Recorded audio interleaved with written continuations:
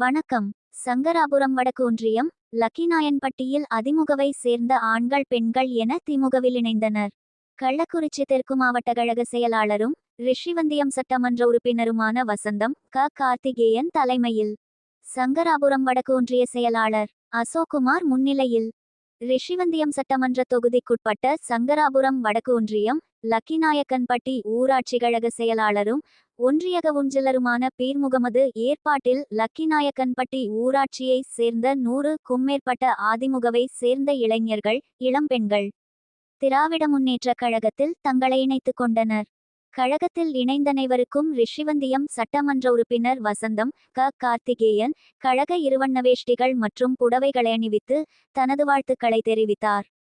கள்ளக்குறிச்சி மாவட்ட செய்தியாளர் துரைமுருகன்.